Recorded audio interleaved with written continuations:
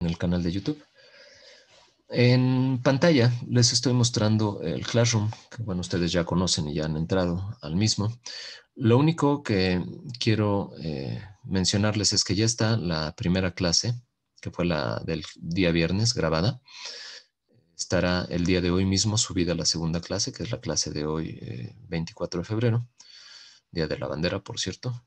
Y además de ello, aquí en recursos adicionales, donde dice película, le subí yo eh, el archivo en formato MKB de Ready Player One para que la vean. Eso les queda de tarea y ya sea que se basen en esta película o en cualquier otra, como Matrix o cualquiera de las series que están saliendo hoy en día en Netflix que hablan sobre videojuegos, realidad virtual y sobre el futuro de esta rama de la computación y cómo es que va a estar afectando nuestras vidas. Eh, Me gustaría nada más en media cuartilla, que esa es la tarea número 1, que ya está también en el Classroom y que ya 10 la presentaron, que generan un documento de opinión sobre el futuro de la graficación por computadora y cómo esta va a tomar mayor relevancia en nuestras actividades en la vida cotidiana. No debe ser mayor una cuartilla, entre media cuartilla y 3 cuartos de cuartilla está bien. Debe estar escrito a computadora, buena redacción y ortografía, deben incluir una carátula con los datos del trabajo, la carátula es la primera hoja del mismo y el archivo debe nombrarse apellido paterno, guión bajo, apellido materno, guión bajo, tarea número 1. ¿Sale? Me da gusto que ya 10 hayan presentado esta tarea. Y les digo, pueden basarse en algo que hayan visto ustedes. Yo les estoy subiendo la película por si quieren ustedes verla e inspirarse en la película para que ustedes me digan qué es lo que piensan va a ocurrir con la graficación, la realidad virtual, realidad aumentada, futuro. Prometían en el sitio donde descargué la película que era español latino, es español en castellano, pero bueno, también pueden cambiarle a inglés con subtítulos si no les gusta escuchar el acento de los españoles o bien escucharlo en español pero castellano. Y ya está entonces su primera tarea. Aquí les voy a publicar la tarea número 2 también para que ustedes la vayan subiendo. Y al respecto, tengo todavía algunas dudas de cómo es que me van a subir la tarea porque los proyectos completos en Unity están muy pesados y se va a saturar de bolón el espacio que tengo yo en Classroom.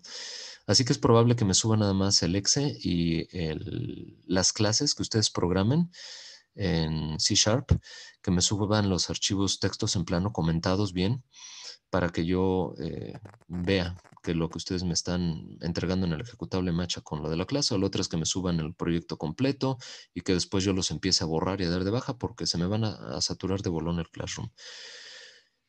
Estaré pensándolo estos días y les diré cómo es que lo van a subir para que el primer proyecto que vamos a estar haciendo nosotros, que es la graficación de líneas rectas icónicas, me lo suban ustedes. Ahora, pensaba yo que fueran individuales, pero ya son 42 personas y la verdad, entre cálculo vectorial, álgebra, esta asignatura, lo que tengo que hacer del museo y un par de proyectos que tengo en puerta, uno de ellos que es el de Panam Sports, que ya le dieron luz verde, y el otro que es un museo virtual para el gobierno de Puebla, para la Secretaría de Gobierno del Estado de Puebla. Dudo mucho que me vaya a dar tiempo de estar calificando los 42 proyectos por separado. Entonces pensaba que los proyectos se entregaran en equipos de 2 personas, pero me gustaría escuchar la opinión al respecto de ustedes. Si consideran que en equipos de 2 está bien o si prefieren hacerlo solos. Yo les comento qué es lo que está pasando conmigo. Por exceso de trabajo, yo creo que los 42 me costaría mucho trabajo calificar y si lo divido entre 2, pues 21 ya es más factible que los califique. No sé qué piensen ustedes. Sí, equipos de dos me parece bien. Ok, gracias. Ay, ya no me acuerdo si David o Alejandro me habías dicho. David, está bien. Sale, David. Gracias, David. ¿Alguien más, además de su compañero David? Ah, no tengo un problema. Sale. ¿Monse o Elite? ¿Cómo quieres que te diga? Igual así lo recuerdo un poco más o no lo recuerdo también. Si no, Montserrat está bien. Sale, Monse, gracias. Ok, sin problema también me está diciendo Giovanni. ¿Alguien más que quiera opinar? Sí, está bien, profe. Sale, vale. Bueno, en principio lo dejamos en equipos de 2 personas. Si alguien lo hace solo, pues ya lo estarán haciendo solo.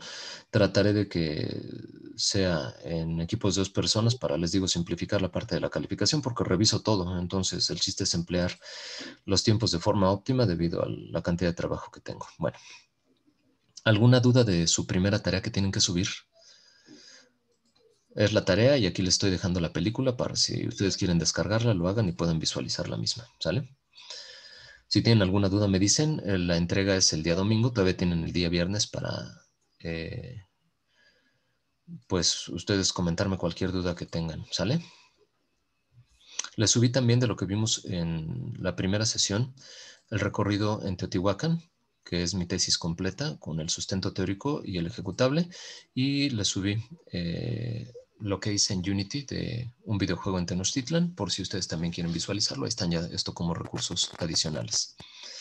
Bueno, pues ya sin mayor preámbulo, vamos a comenzar con la clase como tal.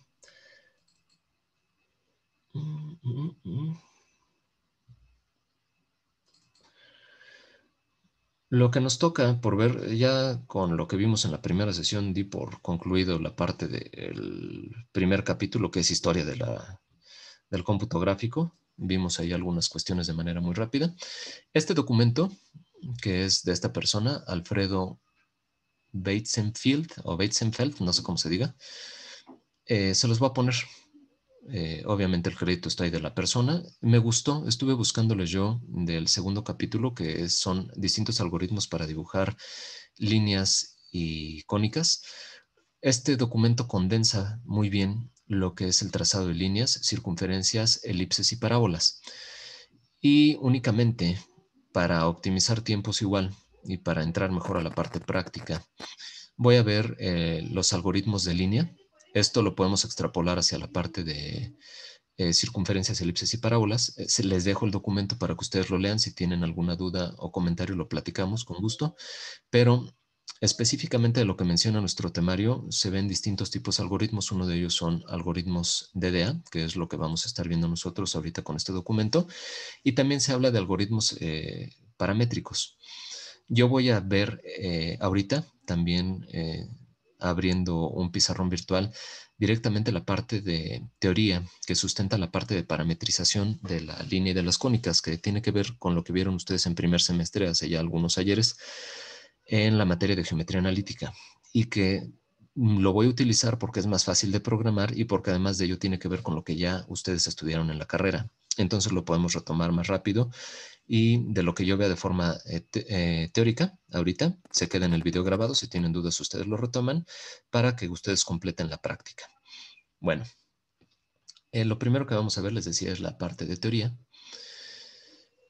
Aquí se basan en OpenGL, no me interesa eso, lo que me interesa es el algoritmo de la línea. La parte básica del algoritmo se sustenta en lo que matemáticamente nosotros conocemos, que es por la ecuación de una línea recta en su forma pendiente ordenada, y igual a mx más b. Y se podría graficar de esta forma, pero no es lo óptimo. Ahora, un analizador diferenciador digital, suena medio raro el nombre, pero pues así le pusieron, o algoritmo DDA, Digital Differential Analyzer. Es un algoritmo de conversión de rastreo que se basa en el cálculo de los incrementos delta Y o delta X por medio de las siguientes ecuaciones, que son las ecuaciones 4 y 5 que tenemos nosotros aquí en la parte superior. De la ecuación de la línea recta de y igual a mx más b, yo puedo decir la pendiente cómo se calcula, y esto lo sabemos desde el bachillerato. Es un delta y entre delta x, es decir, una diferencia de y entre diferencia de x. Así es como nosotros calculamos la pendiente. De tal forma que yo ya pueda despejar de aquí, considerando que la pendiente es este cálculo de delta y entre delta x, yo puedo despejar y puedo dejar a delta y como m por delta x o delta x como delta y sobre m, despejando de esta ecuación, de la número 2, para obtener la 4 y 5. Así que este algoritmo DDA se basa precisamente en este delta y sobre delta x. Y lo que va a ocurrir, y motivo por el cual también tomé la decisión de que graficáramos nosotros parametrizando y no a través de estos algoritmos, es que hay muchas condicionales. La primera de ellas es que la pendiente sea menor o igual a la unidad. Es decir, que tengamos líneas rectas con un máximo de 45 grados de inclinación y de forma positiva. Siendo esto, entonces nosotros consideramos incrementos de delta x igual a 1 y delta y igual a la pendiente, ya que la pendiente es igual a delta y sobre delta x. Es decir, si yo despejo aquí a delta y, me queda m sobre m por delta x. Y si delta x es 1, pues me queda que delta y es igual a la pendiente, ¿no? Para calcular entonces los valores sucesivos de y, los valores de x se están considerando como incrementos unitarios y los valores que voy a estar graficando son los valores de y, que se van a calcular como el valor presente de y más la pendiente. Bueno, hasta aquí no hay ningún problema. La explicación es lo que yo les decía. Para líneas rectas con pendiente mayor a la unidad, entonces se realiza el muestreo al revés. Los incrementos que voy a considerar yo son de delta y igual a 1 en lugar de delta x, y delta x igual a 1 sobre m. Es decir, cuando la pendiente es mayor a la unidad, lo que yo fijo de manera constante como incremento unitario es el valor de delta y lo que voy a ir calculando es el valor de x a través de delta x. ¿Cómo calculo el siguiente valor de x? Como el valor actual de x más el inverso de la pendiente. Y eso nos da, entonces, lo siguiente, una serie de puntos que se aproximan a la línea recta que idealmente se debe trazar. Este es un elemento geométrico matemático que se puede escribir a través de su ecuación y que me da una infinidad de puntos, pero que tenemos nosotros que discretizar o representar nosotros a través de píxeles, que es nuestra unidad mínima de memoria que nosotros vamos a tener como representación para poder dibujar. A través de píxeles deberé discretizar yo lo que matemáticamente es un elemento continuo e infinito.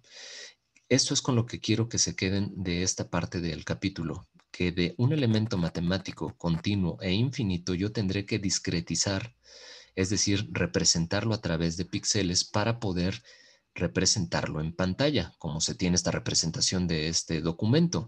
Todos estos datos que se tienen como texto pues son píxeles que se están vaciando hacia la pantalla y que a final de cuentas pueden ser esto visto como una gran matriz, es decir, una gran tabla con renglones y columnas donde yo voy a poder almacenar la información de un píxel con su color, con su opacidad, etcétera, con todos los datos asociados a un píxel a través de esta gran matriz que tenemos nosotros o gran tabla que tenemos nosotros donde se almacenarán todos estos píxeles, ¿sale?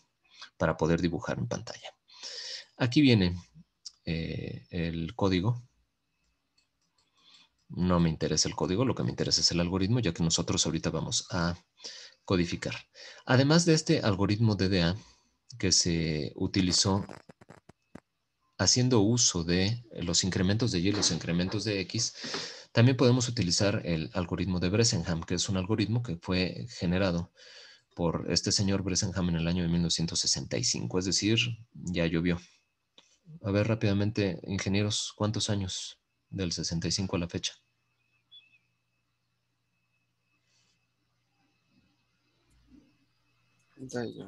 ¿Perdón? 56, ¿no? Exacto, 56, ya más de medio siglo, es decir, es un algoritmo ya con muchísimo tiempo de existencia. Ahora, no perder de vista que si fue generado hace más de 50 años, también tenía que cubrir las necesidades en hardware de hace 50 años y es por eso que podemos nosotros utilizar este algoritmo o bien utilizar otro que cumpla con las características de lo que tenemos hoy en día. Es por eso que yo decidí también elegir la parametrización en lugar de este algoritmo. Pero de todas maneras, pues vamos a estudiar este algoritmo como algo que ocurrió de manera histórica, pero bueno, es entenderlo. Vamos a hacer un ejemplo de cómo es que está dibujando la línea recta y después nosotros ya entraremos de lleno a Unity. ¿Sale? Así que vemos este algoritmo. Después hago un ejercicio yo en Excel para poder dibujar punto a punto una línea recta, como me lo está diciendo tal cual el algoritmo, y después entro a la parte teórica de parametrización para después programar ya en Unity estos elementos parametrizados. Bueno, entonces el algoritmo lo que busca es un par de píxeles que se encuentren más cerca de la trayectoria de la línea recta. Es decir, para la línea recta que está dibujada aquí en esta parte inferior, yo me muevo una posición hacia la derecha en X Es decir, de X subíndice K paso a X subíndice K más 1. Y lo que yo busco es de la trayectoria ideal de la línea recta, ¿cuál de los dos píxeles me va a quedar más cercano? Midiendo sus respectivas distancias y decidiendo si yo dibujo de 1 o de 2 los píxeles a las distancias de 1 y de 2. En este caso, como de 2 es inferior a de 1, lo que se haría es dibujar el píxel de la parte de arriba. Vamos a ver cómo se tiene un parámetro de decisión, el cual me va a permitir en todo momento decidir cuál es más factible que se dibuje, si el de arriba o el de abajo. Bueno, así que la coordenada de Y en la línea matemática en la posición de la columna del píxel K más 1 se calcula como, que era lo que le estaba diciendo, cómo voy a calcular cuál de los dos píxeles dibujar. Se calcula de esta manera: Y igual a mx más b. Sigue siendo la misma ecuación pendiente ordenada, pero aquí estamos considerando nosotros a x subíndice k en la siguiente posición, es decir, en la siguiente columna. El x de la siguiente columna más la ordenada al origen será igual al valor que tome y. Ahora, estos valores de las distancias se pueden calcular de esta manera, como la pendiente por el valor siguiente de x más la ordenada menos el valor de y, k. Es decir, si yo le resto este valor de y, lo que voy a estar obteniendo es el valor de d1, porque estoy sumando también la ordenada al origen. Es decir, estoy calculando este primer valor de distancia. Lo mismo puede ser para el cálculo de la segunda distancia. Es el siguiente valor de y menos la pendiente por el siguiente valor de x menos la ordenada al origen. ¿Sale? Ahora, vámonos a la parte inferior. Aquí lo que está haciendo es restar las dos distancias para obtener posteriormente un parámetro de decisión. Lo que nos interesa a nosotros en el algoritmo es este parámetro de decisión P subíndice K, que lo vamos a calcular de manera general como 2 veces delta Y. Recordar que delta Y es Y1 menos Y0, como lo vimos matemáticamente. Diferencia de Y por la X actual menos 2 veces delta X, es decir, X1 menos X0, por el valor de Y actual más una constante C, que se calcula de esta manera: 2 veces delta Y más 2 veces la ordenada al origen por delta X menos delta X.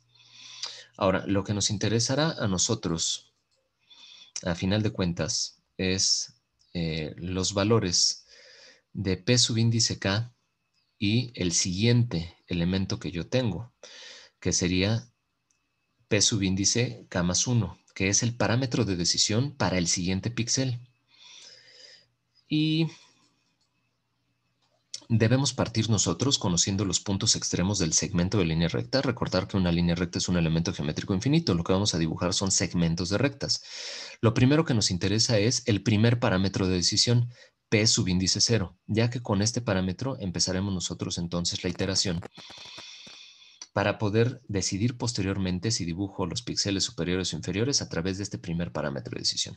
En resumen, este algoritmo de Bressenham para el dibujo de líneas rectas se resume en lo siguiente: capturar los puntos extremos de la línea recta y decidir cuál es el extremo izquierdo. Recuerden lo que habíamos visto con anterioridad: se requiere que sea una línea recta con pendiente positiva menor a la unidad. Es decir, para que la pendiente sea positiva tenemos que partir de izquierda a derecha. Así que el extremo izquierdo de donde partimos es el punto x0, y0. Cargamos este punto en el buffer para trazar el primer punto. Después vamos a calcular las siguientes constantes: delta y, delta x, 2 veces delta y, 2 veces delta y menos 2 veces delta x, por las ecuaciones que habíamos visto los parámetros de decisión con anterioridad. Ahorita no importa si no los recuerdan como tal. El chiste es calcular en primera instancia P subíndice 0, que es 2 veces delta y menos delta x. Y después, lo importante, aquí es donde nosotros vamos a estar iterando, en el punto número 4. Con base en este primer parámetro de decisión, yo voy a revisar si el parámetro de decisión es negativo o positivo. Dependiendo esto, es que yo entonces trazaré.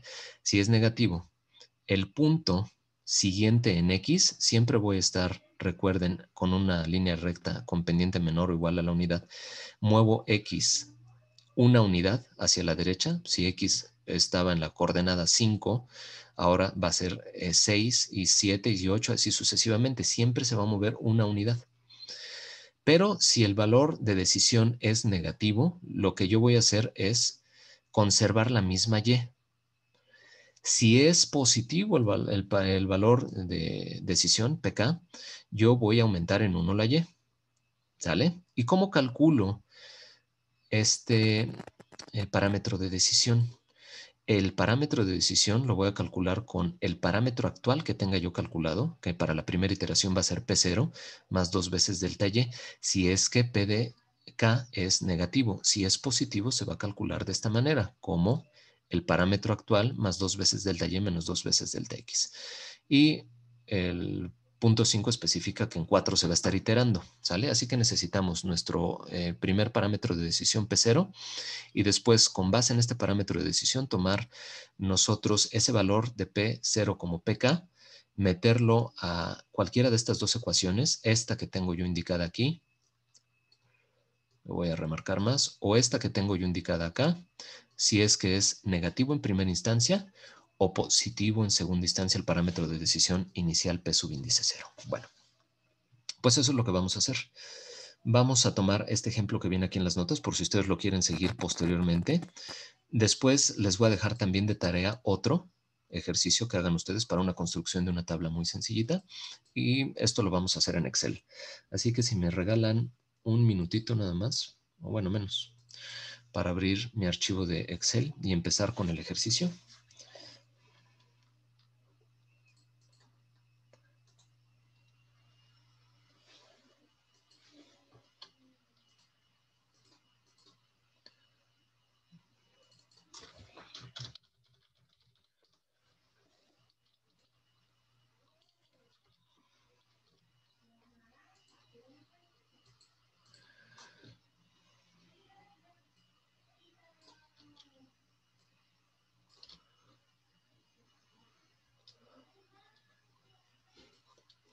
Listos. Comenzamos entonces para ver este algoritmo rápidamente. Me piden una línea recta que vaya del punto 0 de coordenadas 20,10 al punto 1 de coordenadas 30,18. ¿Sale? Entonces va a ser una línea recta con una pendiente menor a la unidad y que se mueva de izquierda a derecha y de abajo hacia arriba. ¿Sale? Aquí yo les estoy poniendo para que ustedes puedan graficar. Igual les voy a dar un Excel similar para que ustedes aquí rápidamente vayan poniendo las coordenadas de los puntos que vamos a determinar y vayan iluminando nada más aquí en un cierto color. Los píxeles que vamos a suponer nosotros en esta rejilla que se está formando en el documento de Excel van a ser nuestros píxeles para poder dibujar la línea recta. Bueno, de lo que tenemos nosotros es como punto de partida los dos puntos 20, 10, 30, 18. Así que si nosotros sacamos el valor de delta X, hay que restar la coordenada en X del punto 1 menos la coordenada en X del punto 0. 30 menos 20 es 10, delta X es 10, como lo tengo yo aquí calculado abajo.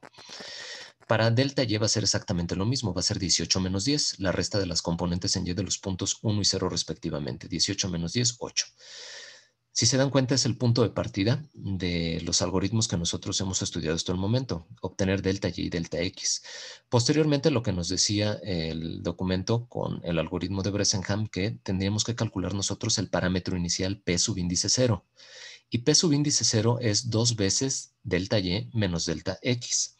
Es decir, 2 veces delta Y, 2 por 8 menos delta X, que es 10 menos 10, 16 menos 10 me da 6.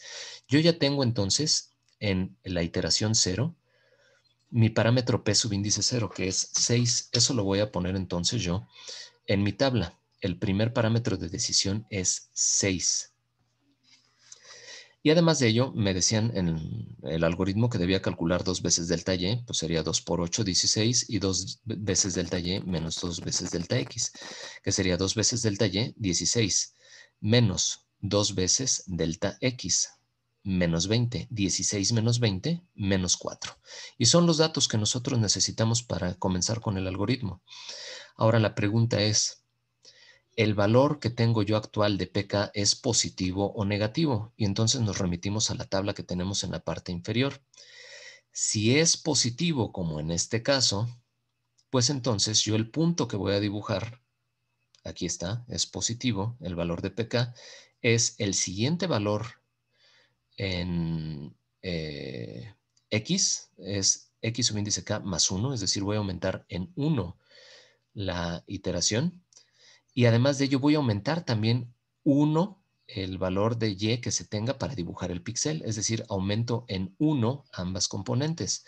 Si por algo fuera negativo, solo aumento x, y permanece constante, y permanece igual. Como en este caso es positivo, pues lo único que voy a hacer es aumentar los valores de x y de y respectivamente, lo cual lo voy a colocar yo aquí como el valor siguiente de x partiendo de 20 es 21, coma, y el valor, a ver, lo único que no recuerdo es si dibujar el mismo punto de inicio, no. Así que teniendo el primer punto ya dibujado, se supone que ya estamos dibujando nosotros este punto 20,10. Consideramos el parámetro positivo, que es 6 mayor que 0. Por lo tanto, el siguiente punto va a ser aumento en 1x y aumento en 1y. Va a ser 21 en y aumento en x, perdón, y aumento en 1y también. 10 más 1, 11. Posteriormente, voy a calcular a través de esta fórmula que tengo yo aquí en la última posición, el siguiente valor del parámetro de decisión, que es el valor del parámetro actual. El valor que tengo yo calculado es 6, pues entonces voy a escribir 6 y después me dice más 2 veces delta y menos 2 veces delta x, y esa constante yo ya la tengo aquí. 2 delta y menos 2 delta x es menos 4. Entonces, voy a poner aquí, para que esto no se empiece a desordenar, que el parámetro que estoy calculando es P subíndice 1 y lo calculo como el pk actual, que es 6, más 2 veces delta y menos 2 delta x, que es menos 4. Y 6 menos 4 es 2. Así que el parámetro de decisión que tengo yo es 2. 2 sigue siendo positivo. Así que el siguiente punto a dibujar va a ser sumarle 1 a x y sumarle 1 a y. Ah, bueno, pues si tenía yo 21, 11, sumo 1 a x, 22, y sumo 1 a 11, 12. Vuelvo a iterar. Ahora el parámetro de decisión número 2 va a ser el pk actual, que es 2, más 2 veces delta y menos 2 veces delta x, que es menos 4. 2 menos 4 es menos 2. Al ser negativo, me dice que el siguiente punto a dibujar va a ser aumento en 1x y y permanece igual. Así que aumento 1x, 23, y y permanece igual, 12. Me voy con el parámetro de decisión P3, y P3 va a ser igual al pk actual que tengo yo, que es menos 2. ¿Sale? Al ser negativo, aquí estamos calculando el siguiente parámetro de decisión. Perdón, se me movió la hoja de cálculo. El siguiente parámetro de decisión va a ser el pk actual, menos 2, más 2 veces delta y. ¿Cuánto vale 2 veces delta y? Aquí lo tengo, 16. Entonces esto sería menos 2 más 16, y esto me da 14. Al ser positivo el parámetro de decisión, entonces yo es que voy a estar dibujando el siguiente valor de x y el siguiente valor de y, aumentando en 1 cada una de las componentes, es decir, 24,13. Ahora calculo P subíndice 4. Esto es el parámetro actual, 14, y como es positivo, utilizo entonces esta regla de cálculo para el parámetro de decisión. A el valor de 14 le voy a sumar 2 veces delta y menos 2 veces delta x, que es menos 4. Y esto me da 10. Así que, como sigue siendo positivo, vuelvo a dibujar yo mi punto, aumentando en 1x y en 1y. Esto me da 25,14. El parámetro de decisión 5 va a ser igual al valor actual, 10, y como es positivo, nuevamente le sumo menos 4. 2 veces delta y menos 2 veces delta x, y esto me da 6 unidades. Sigue siendo positivo, aumento en 1x y en 1y, 26,15. Después, al ser positivo 6, el parámetro de decisión 6 lo va a tomar ese dato como tal, que es 6 al ser positivo. Nuevamente le resto 4 únicamente para llegar a 2. Como es positivo, aumento en 1x y en 1y, y esto me da 27,16. El parámetro de decisión 7 considera al 6, que es 2, Pero eso ya había ocurrido con anterioridad. 2 está también aquí en el parámetro de decisión 1. Si yo a P7 entonces, que es 2 y que es positivo, le resto 4 unidades, esto me da menos 2. Y menos 2 es P subíndice 2. Es decir, llegué exactamente ya al mismo valor. Si se dan cuenta, esto ya se va a estar repitiendo. Si yo dibujara un segmento más largo de esta misma línea recta con esta misma pendiente, pues entonces ya se estaría repitiendo. Es por eso que cuando nosotros visualizamos algunas líneas dibujadas o elementos que no son rectos dibujados, vemos una especie de sesgo o de serruchado en el dibujo de la línea y se repite de manera constante. Obviamente cuando la resolución era inferior, se notaba muchísimo más. Hoy en día pareciera que ni siquiera existe por la resolución que tenemos. Si tenemos una resolución en 4K que va casi a los 4000 píxeles de ancho, pues casi no lo vamos a ver. Bueno, como es negativo, entonces este valor del parámetro de decisión me dice que X aumenta en 1 y Y permanece constante. Es esto que está ocurriendo aquí. Entonces, X lo aumento en 1, 28, y Y permanece constante, 16. Vámonos con el parámetro de decisión 8. P8 va a ser igual a menos 2. Y esto ya lo habíamos hecho. Más 2 veces delta Y, como es negativo, pues entonces yo le voy a sumar 2 veces delta Y, que lo tengo aquí, que son 16 unidades, más 16, estos son 14 unidades, es el mismo parámetro P subíndice 3 que teníamos y por lo tanto aumentamos en 1 a X y en 1 a Y, 29,17. Y finalmente el parámetro de decisión 9 para este segmento de línea recta va a ser igual al valor que tenemos, 14, y como es positivo, le sumamos 2 veces delta Y menos 2 veces delta X, que es menos 4. Y esto me da 10, como sigue siendo positivo, aumento en 1 a X y en 1 a Y. Uy, uy, uy, uy. Ahí estamos.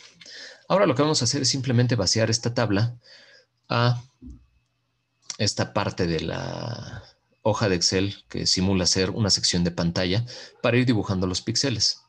Entonces los píxeles los voy a dibujar en negro, ¿sale? Y comienzo desde el punto que me dan inicial, 2010, que es el primer punto que yo ya tenía y que puedo dibujar. Perdón, le piqué al lado, ustedes disculpen. Ahora sí, me voy hacia la primera iteración. Me dice que es el 2111. Me voy hacia 2111 y vuelvo a dibujar mi píxel. Después me voy hacia 2212. Dibujo mi siguiente píxel. Posteriormente, 2312 es lo que me dice. Entonces, en 23,12 dibujo mi siguiente píxel. 2413. Después, 2514. Después, 2615. Posteriormente, 2716. Después 2816, después 2917 y finalmente 3018.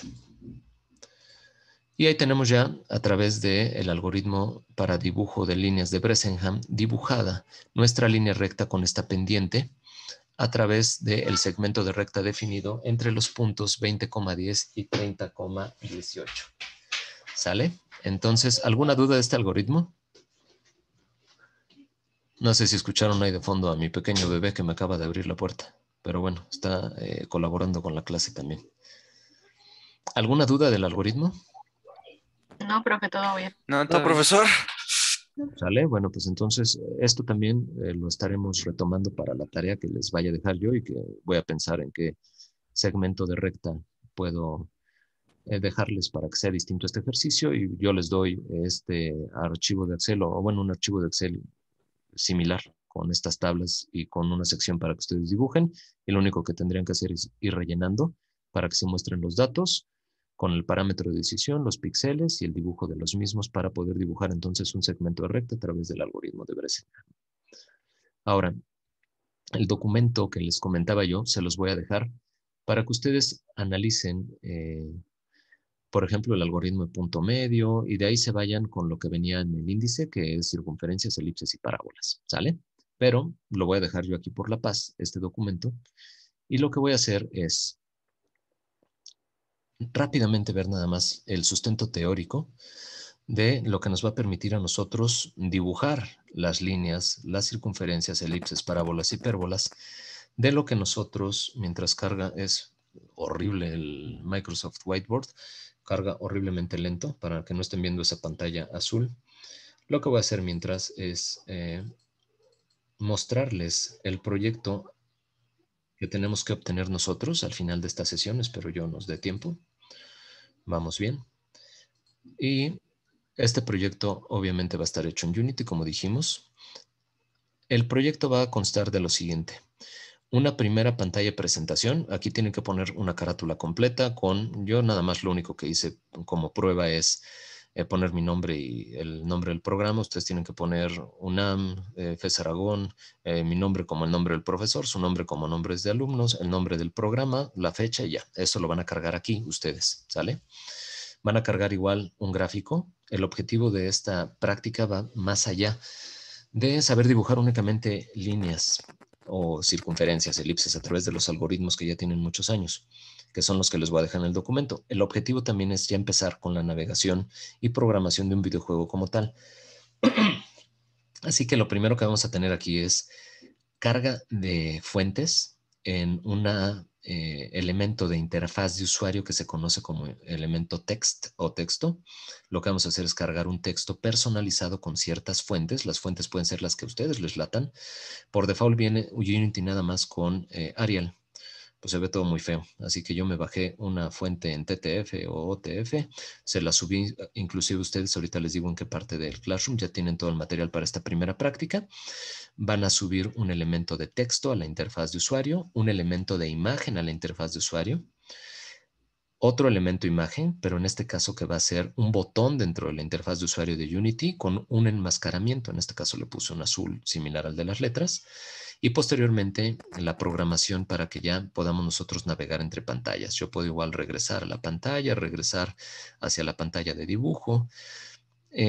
Parte de lo que vamos a hacer ahorita nosotros ya en Unity y que es lo que se va a grabar aquí en la sesión. Perdón, es que estoy hablando desde las 7 de la mañana con el grupo de álgebra y creo que la garganta ya me está dando. Bueno, nosotros vamos a dibujar recta, circunferencia y parábola. Y les va a quedar a ustedes de tarea completar el programa para dibujar elipse, hipérbola y además de ello, la ventana de información también ustedes la tendrán que hacer por completo, que es algo similar a lo que se hizo aquí con elementos de la interfaz de usuario, pero que tendrán ustedes que poner aquí una imagen para el mapeo de las secciones cónicas, un texto, así que lleva texto, imagen. Estas imágenes también se las puse yo a ustedes dentro del Classroom para que formen todo la pantalla, si quieren así tal cual, si le quieren cambiar algo, integrar otra imagen. Todo esto viene en el Classroom. Si quieren otra cosa, pues ustedes agregan lo que a ustedes les plazca. De tal forma que tengamos texto, imágenes, e igual el botón bien programado para regresar a la navegación. Y a final de cuentas lo que vamos a estar utilizando son los algoritmos matemáticos de parametrización que ustedes estudiaron desde geometría. Y estos sliders para que de manera dinámica yo pueda ir generando mi línea recta. Si considero que hacia la derecha están los valores menores de X y hacia abajo los menores de Y, pues yo puedo ir aumentando los valores de Y, aumentando los valores de X. Si esto yo lo considero también respecto a BY y BX, yo puedo obtener inclusive líneas horizontales, líneas verticales, líneas con cualquier pendiente, etcétera. Esto también tiene como limitante el algoritmo de Bresenham, que se tienen que considerar casos distintos para cuando la línea tiene una pendiente infinita o pendiente cero, que es línea horizontal y vertical. Cero la pendiente cuando es horizontal, es decir, que coinciden las X. Acá. Se fue muy para abajo. Perdón. Vamos a ponerla ya hacia arriba un poco. Bueno, aquí le estaba atinando casi. Ahí está una línea horizontal. O bien si nos llevamos hacia el extremo, ahí está por completo horizontal. Es decir, con una pendiente cero. O bien con una pendiente infinita. Si nosotros igualamos los valores de Y. Eso es una pendiente infinita, ¿sale? Entonces, bueno. Yo lo que estaría buscando es que ustedes ahorita, siguiéndome en clase, formen líneas rectas, circunferencias también, donde vamos a modificar radio y posición del centro, coordenadas H, K, Posteriormente, nosotros veremos aquí en clase la parábola. Esta parábola igual puedo mover yo el valor de P, que es el foco. Si se dan cuenta, esto se está generando de forma dinámica, el texto y los valores. En este caso para la circunferencia, pues era el radio, pero para la parábola es el valor de P, es decir, la distancia focal. Y además de ello un valor de teta, que aquí yo lo puse como T, que me permite rotar 360 grados nuestra cónica. Y lo mismo tendrán que hacer ustedes para la elipse, ¿sale? Eso les queda a ustedes ya de tarea en casa. Y la hipérbola, ¿sale? Para que ustedes también puedan hacer la modificación de la hipérbola con sus respectivas variables. Aquí la tengo. Por ejemplo, modificando los valores de A y B, como se observa mi hipérbola de manera distinta, h y k para su posición y teta para el ángulo de inclinación. ¿Sale? Bueno, esto es a lo que vamos a llegar nosotros al final de esta práctica. Ahora, lo que vamos a hacer es ver el sustento teórico. La mayor parte de ustedes yo creo que recuerdan vagamente lo que se vio en geometría analítica. ¿Alguien que recuerde la ecuación vectorial y o paramétricas de una línea recta? Que es lo primerito que vamos a ver.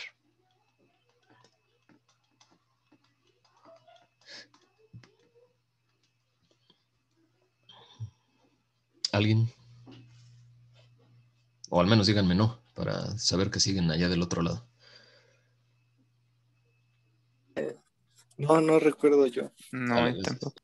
gracias. Gracias, jóvenes. Bueno, una línea recta, L, vamos a llamarle, estaba dado por un vector, ya que es la ecuación vectorial lo que vamos a manejar, dado por la siguiente manera. El vector de posición de un punto cualquiera de la línea recta, más un parámetro cualquiera por el vector director de la línea recta. De tal forma que cuando nosotros tengamos una línea recta, entonces L con un vector director U, como lo está indicando la forma vectorial de la línea recta, que es lo que tenemos nosotros aquí.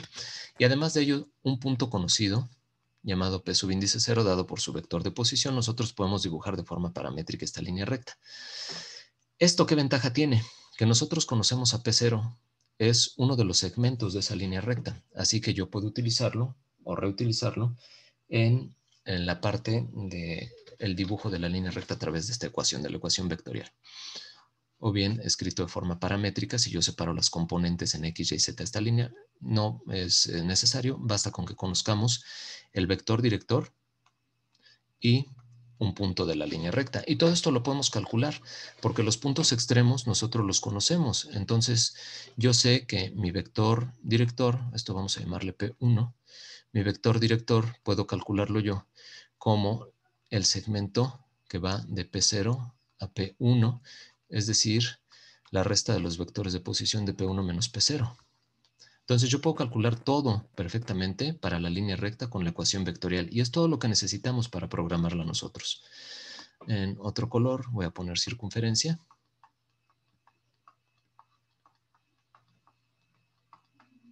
Para la circunferencia necesitamos dos conceptos nada más. El primero de ellos es una identidad trigonométrica pitagórica, que es seno cuadrado del ángulo más coseno cuadrado del ángulo igual a la unidad. Y posteriormente la ecuación cartesiana en su forma ordinaria de la circunferencia, que es x menos h elevado al cuadrado más y menos k elevado al cuadrado igual a r elevado al cuadrado.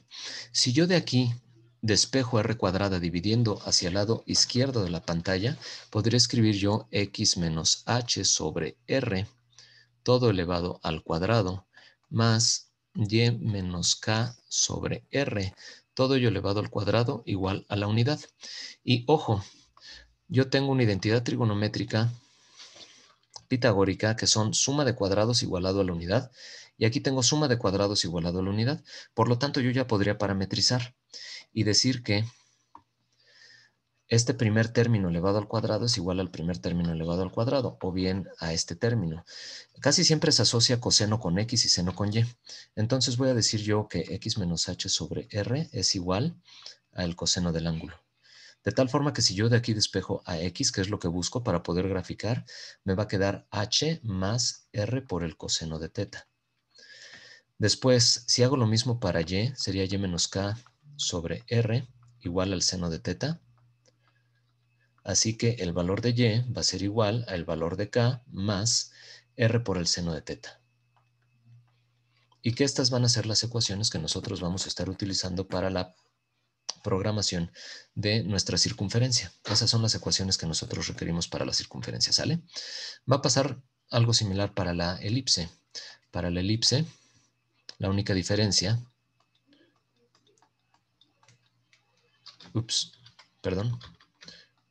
Para la elipse, la única diferencia es que yo voy a tener mi ecuación como x menos h sobre a, todo elevado al cuadrado, más y menos k, todo esto sobre b, elevado al cuadrado, igual a la unidad. Vuelvo a utilizar exactamente la misma identidad trigonométrica. Seno cuadrado del ángulo más coseno cuadrado del ángulo igual a la unidad. De tal forma que yo iguale el coseno del ángulo con x menos h sobre a. Es lo único que cambia. Si ustedes se dan cuenta, todo lo demás es exactamente lo mismo. La única diferencia es que en lugar de tener r, ahora yo tengo a y b en el denominador. Así que voy a escribir que x menos h sobre a es igual al coseno de teta, lo cual me lleva a que x es igual a h más a por el coseno de teta. Y hago lo mismo para y menos k sobre b es igual a el seno del ángulo, de donde si yo despejo me queda que y es igual a k más b por el seno de teta. Y entonces, con estas ecuaciones paramétricas, yo puedo dibujar mi elipse. Me hace falta la parábola y la hipérbola. La parábola no se puede parametrizar con una sola regla de correspondencia. Así que aquí lo que estoy haciendo yo en primera instancia para la parábola, y esto lo vamos a ver igual ahorita en la programación. Yo estoy suponiendo en principio de cuentas una parábola vertical. De todas maneras la puedo rotar 360 grados y eso me puede llevar a una parábola horizontal o una parábola que abra hacia abajo, a la izquierda, a la derecha, es decir, o en cualquier dirección. Yo lo que estoy suponiendo es en principio de cuentas una parábola como y igual a x al cuadrado. De ahí lo que hago es desplazar el vértice de mi parábola hacia y menos k igual a x menos h elevado al cuadrado, ¿sale? Y además de ello, el valor del ancho focal es 4 veces p. Entonces tengo yo una ecuación de este tipo. Si yo parto de la ecuación más sencilla, que es y igual a x al cuadrado, yo podría establecer también una parametrización muy sencilla. Yo podría decir que x sea igual al parámetro t y que y sea igual a t cuadrada. Y así de sencillo, si yo sustituyo x igual con t aquí, me da t cuadrada, y igual a t cuadrada. Con estos dos valores puedo dibujar yo mi parábola. Ahora, estos valores obviamente tienen que ser desplazados. H unidades y K unidades, que es lo que vamos a estar haciendo también. Y en el momento en el que se desplaza la parábola y se considera el ancho focal, se complica un poquito la ecuación, pero no en demasía. Yo lo que puedo hacer para sacarlo del origen de coordenadas es decir que x menos h sea igual a el parámetro t, de donde entonces x es igual a h más t. Y además de hecho, si x menos h es igual a t, yo tendría que 4 veces p por y menos k va a ser igual a x menos h, que es t elevado al cuadrado. Y entonces yo ya puedo despejar de aquí a y para obtener el valor parametrizado de y, que sería 4p pasa dividiendo hacia el lado derecho, es decir, me quedaría 1 sobre 4 veces p por el valor de t cuadrada, y me quedaría únicamente menos k, que pasa sumando hacia el lado derecho, más k. ¿Sale? O si aplican propiedad conmutativa en la adición, para que quede primero h y k, pues sería k más 1 sobre 4 veces p por t cuadrada. Y así es que nosotros podemos parametrizar entonces nuestra parábola fuera del origen de coordenadas y con cualquier valor de ancho focal, no que forzosamente sea 4 veces P igual a la unidad, es decir, que P sea igual a 1/4, como lo supusimos para esta primera opción. ¿Sale? Así que con la que nos vamos a quedar es con esta que está fuera del origen de coordenadas. Finalmente, ya para concluir, la hipérbola,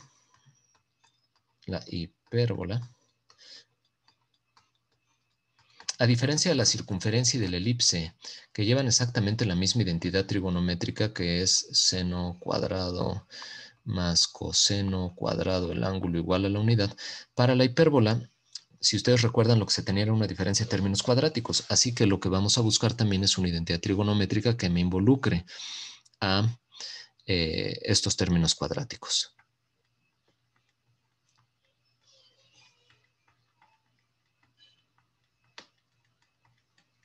Puede ser esta, o también pudiera ser cosecante cuadrada de teta menos cotangente cuadrada de teta igual a la unidad. En este caso yo voy a manejar la primera, para no manejar funciones recíprocas y manejar mejor funciones directas, como lo es la secante y la tangente, ¿sale? Pero alguien puede parametrizar también con la ecuación en verde. Bueno, la ecuación de mi hipérbola es x menos h al cuadrado sobre a cuadrada menos y menos k al cuadrado sobre b al cuadrado igual a la unidad. Y como lo hicimos también para la circunferencia y para la elipse, pues vamos a igualar componentes. De tal forma que yo tenga x menos h sobre a, que es el término cuadrático positivo con el término cuadrático positivo, que sería igualado a la secante del ángulo, igual a la secante de teta. Y de aquí despejo. Entonces esto me daría que x es igual a h más a por la secante de teta. ¿Sale? Si por algo no viene implementada la secante, como es el caso en Unity, yo sé que la secante es la inversa del coseno. Entonces esto se puede transformar a x, que es igual a h más a sobre el coseno del ángulo. ¿Sale? Al ser recíprocas secante y coseno, yo puedo escribir el coseno en el denominador, ya que tenía la secante en el numerador. Así que esa es mi primera ecuación. La segunda sería y menos k sobre b igual, si es negativo. Si es negativo el término, pues con el término negativo cuadrático. Así que yo puedo igualar y menos k sobre b igual a la tangente del ángulo. Y de aquí decir que y es igual a k más b por la tangente del ángulo. La tangente sí viene en este caso implementada en Unity. Entonces esto es y, perdón, igual a k más b por tangente del ángulo. Y ya, esto es lo que necesitamos de forma teórica, conocer nosotros para poder dibujar nuestra línea recta, circunferencia, elipse, parábola y hipérbola. Les decía que yo lo que voy a hacer es dibujar línea recta, circunferencia y parábola. Ustedes se van con elipse e hipérbola. Es decir, ustedes requerirían estas ecuaciones para poder dibujar las cónicas correspondientes. ¿Alguna duda del sustento teórico? No, prof, todo bien. No, profe. Bueno, espero lo hayan... Ay, condenada garganta. Permítame un instante.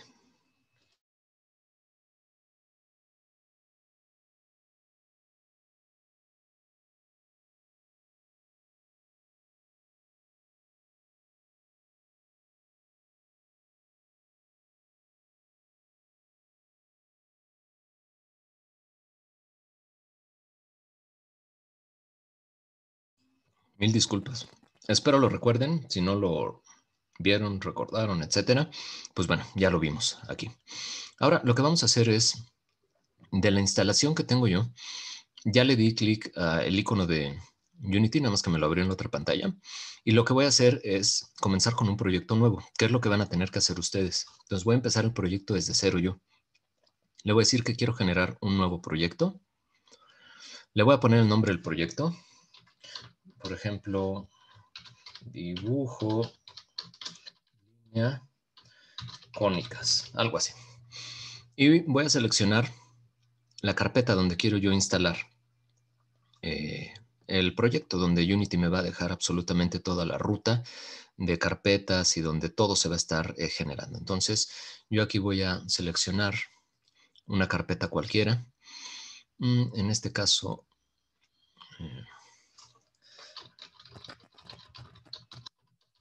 voy a poner prácticas en clase. Ustedes pueden ponerle como gusten. Y entonces, ya que yo comencé a poner el dibujo, línea icónicas, puede ser que esto lo dejen como 3D, aunque ahorita para que ustedes vean los distintos templates que existen, yo lo voy a cambiar a 2D, ya que todo lo que vamos a estar dibujando es en 2 dimensiones, aunque también funciona si lo dejan en 3D, no hay ningún problema. Bueno, lo cambio a 2D, el nombre del proyecto, la ubicación donde se va a crear el proyecto y creamos el proyecto.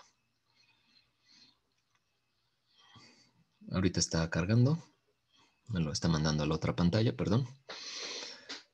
Me está diciendo que está ahí haciendo algunas cuestiones por detrás de Unity para poder aperturar ya el proyecto, que esperemos. Perdone, me lo está mandando a la pantalla principal, pero bueno. Está cargando todos los DLL para poder compilar posteriormente los proyectos.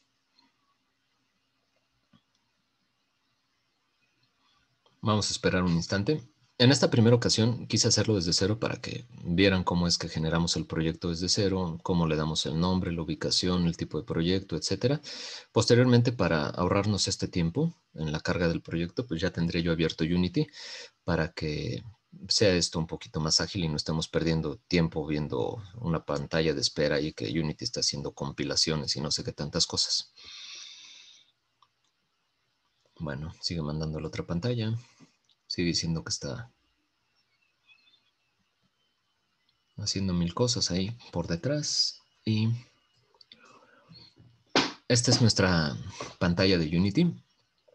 La mayor parte de los 32 alumnos, si no es que casi todos, no conocían Unity. De los 10 extra que se inscribieron en altas y bajas y que están aquí ahorita conmigo, ¿alguien ya había visto Unity con anterioridad o es la primera vez? Es un sondeo. De todas maneras voy a explicar todo desde cero. Primera vez. ¿Ok? Sí, igual es mi Primera primera vez. Primera vez. Dale, gracias. Sí, de primera vez. Bueno, chéquense el primer video, porfa, para que vean dónde tienen que descargar Unity. Es muy sencillo, pues es como descargar cualquier otro programa. Y pueden descargarse la versión personal de manera gratuita. Me parece que son 10,000 o 100,000 dólares, lo que les permite inclusive vender Unity con esta licencia. Es una licencia completa y que les permite inclusive hasta lucrar con esta licencia hasta un cierto nivel de ventas en dólares. Así que bueno, pues aprovechen esto. Yo tengo lo que se conoce como puerto de vista, que es donde yo voy a estar dibujando. Ese puerto de vista es un espacio bidimensional o tridimensional donde nosotros vamos a estar poniendo los elementos en cuestión. Ahora, observen que en la parte superior tenemos algunas cosas. El menú, estilo Windows o estilo Mac, depende de lo que estén manejando ustedes. Después de ello, esto es lo que nos interesa también, es cómo manipular nosotros el puerto de vista. Es una manita para estar moviéndonos en el escenario, moviendo la cámara. Y estas son transformaciones que vamos a ver de forma teórica también. Traslación, rotación y escalamiento, que detrás de la computadora se procesan a través de matrices. Llegado el momento lo veremos. Ahorita nos interesa saber que podemos mover, rotar o escalar objetos. Esto es respecto al punto pivote. Cada uno de los objetos, así como de manera física tenemos un centro de masa, de manera geométrica tenemos nosotros un pivote que es el centro geométrico de ese objeto, o bien el punto donde nosotros coloquemos el objeto para aplicar estas transformaciones, que pueden no ser el centro si nosotros lo sacamos de ese centro. Si queremos, por ejemplo, un brazo, lo podríamos llevar al extremo del brazo para que rote alrededor del hombro, ¿no? Modelamos el brazo, ponemos el pivote en el hombro y movemos el brazo respecto al hombro. Bueno, estos son puntos pivotes y ubicación de los sistemas coordenados en coordenadas locales o globales. Global viene por default. Después, lo que también nos interesa es, tenemos nosotros 3 pestañas por default. El juego, que es propiamente lo que ya vamos a ver como salida de nuestro producto, la escena. Y bueno, en mi caso viene cargado el Asset Store, que ustedes ya posteriormente podrán descargar algunos assets, es decir, algunos elementos para poder reutilizar en los proyectos. Algunos de ellos, muchos de ellos son gratuitos y bueno, vamos a estar haciendo uso de estos elementos para nuestros proyectos, ya que el objetivo no es que diseñen, no es que hagan monitos en 2D, que los dibujen, pues bueno, eso lo podemos nosotros cargar del Asset Store. Bueno, aquí me dice la forma en la cual se está visualizando. Está con un shader aplicado, es decir, vamos a ver todo de forma sólida. Se puede dibujar en malla de alambre o bien en malla de alambre con el shader, ¿sale? La mezcla de las dos anteriores. Esto ahorita lo vamos a dejar quieto. La vista es en 2D, porque así le dije yo se hiciera el proyecto. Sin embargo, si yo deshabilito este botón, se ve en 3 dimensiones. Por eso les decía que no había tanto problema si dejamos el proyecto en 3D o en 2D. Ahorita yo lo voy a regresar todo a 2D porque pues es lo que vamos a estar haciendo. Y bueno, aquí tenemos iluminación, audio, imágenes, bla, bla, bla. Un montón de cosas que no van a servir ahorita. En la parte inferior, yo tengo el panel... perdón.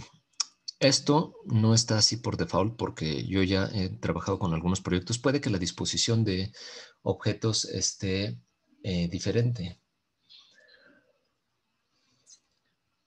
Voy a regresar esto a el default de fábrica. Si se dan cuenta, en la esquina superior derecha yo tengo layout, es decir, cómo está organizado mi programa. Y yo en este caso, ahorita lo pueden salvar ustedes. Yo le puedo poner, por ejemplo, mi layout.